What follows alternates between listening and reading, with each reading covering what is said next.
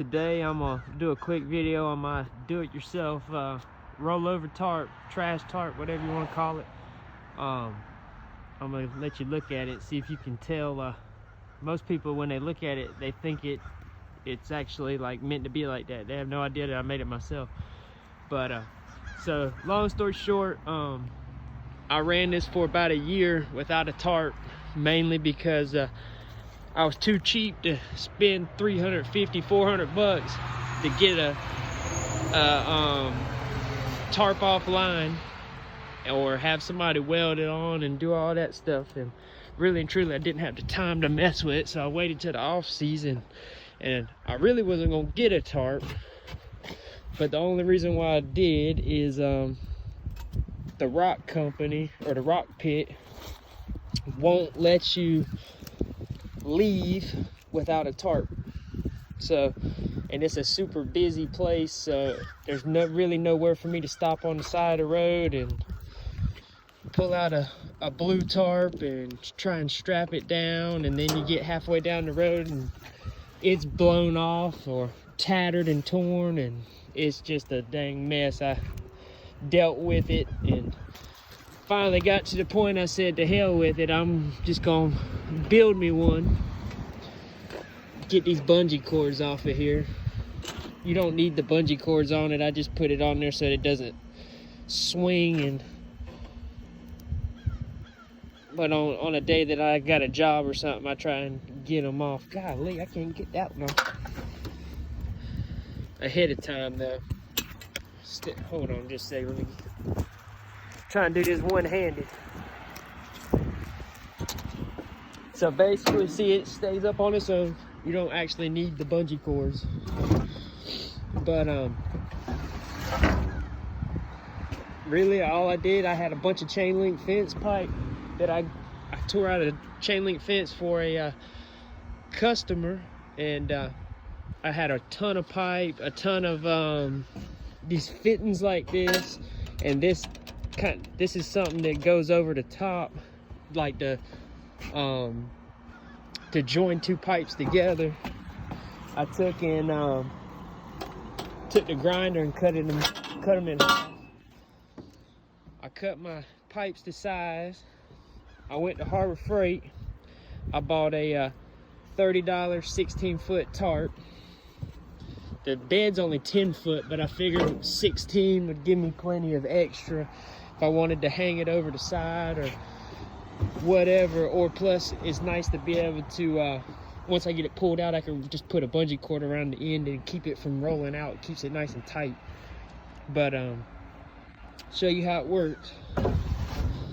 I took started off, I took chain link fence pipe, cut them to the height I wanted.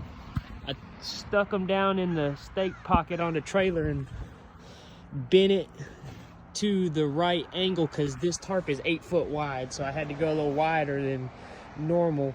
So I bent it to the angle I wanted. I didn't want to have to weld anything, so I went and got some brackets, put them right into the side on both sides. My angle on both pipes matches perfect. I drew a little template and bent them together. Then I cut this. I double zip tied the headache rack side of the tarp and single zip tied this. I drilled a hole at each pocket, or each loop, I mean. Like I said, there's 2 zip ties on each hole up top, because that's where the wind hits it the most, and single on the back. It slides right out nice and easy. It stays good and straight. Let me get down real quick. I'm kind of hard to film this with one person. See, I wanted a bar at the end so I could keep it straight, because I've seen people, most of the ones I see don't have a bar back there, and it flops around in the wind and it's impossible to get tied down the way you want it, and it just looks kind of trashy. So that's why I put that 8 foot bar at the back. It kind of sits right there, and I take a bungee cord or a piece of string or something and tie it so it doesn't fall down.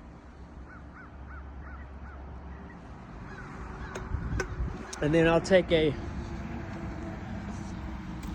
before I leave, let's say I'm leaving the rock pit, I'll pull over on the side of the road, stick one bungee cord right here around this to keep it from rolling out, and one on the other side, and one right here, and it's good to go. I've had it up 70 miles an hour, haven't had any trouble whatsoever. On top of my brackets, I just took a regular chain link fence cap, ran it through, and then like I said, this piece was actually, it's on each end. It was actually one piece. It was meant to join two pipes together. You can see right there where I cut it in half, put one on each side, drilled a hole, and put lock nuts on that side. That keeps it from sliding back out of here. And then I couldn't figure out what I wanted to do for a handle.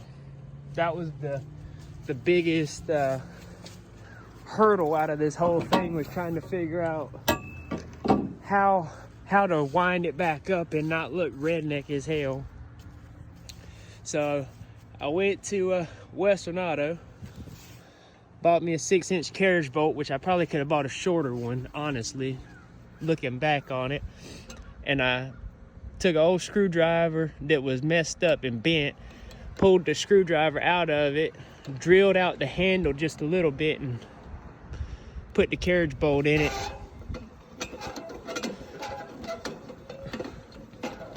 As you can see, it rolls up nice and straight. As I say that, it slid over just a little bit, of course. Sometimes you gotta guide it over just a little bit right there at the end. If I had two hands, it would be absolutely perfect. But you get the idea. And then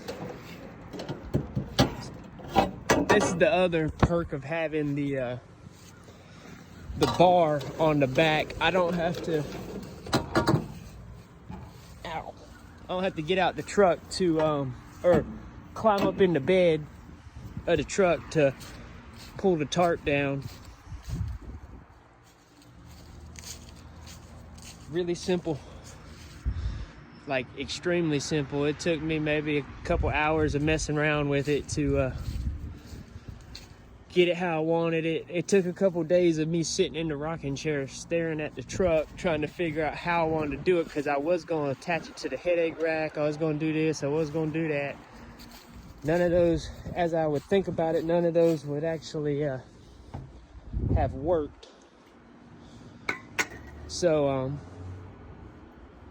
like I said, it took a couple of days just to make sure I had it the way I liked it. So far, so good. It has been great. Haven't had any trouble whatsoever with it. So if you'd like a diagram or something like that, just shoot me an email and I can draw it out and show you exactly. I think I got $35 or $36 tied up in this. These were like 50 cents a piece. I already had 2 of them. And the bolts cost me like $5. The tarp was like $30 or $28 or something like that. And that's literally everything I had. If you got some old pipe laid around, you can make it work, or I'm sure you can go to Lowe's or something like that and buy just enough pipe to make it work. I have 2 8-foot sections, and then I believe these are 3 foot each or 3.5 foot each. Two rail caps. 1, 2, 3, 4 sets of bolts and lock washers. Yeah, I can draw it out, draw you a little diagram of how I did it. Super simple.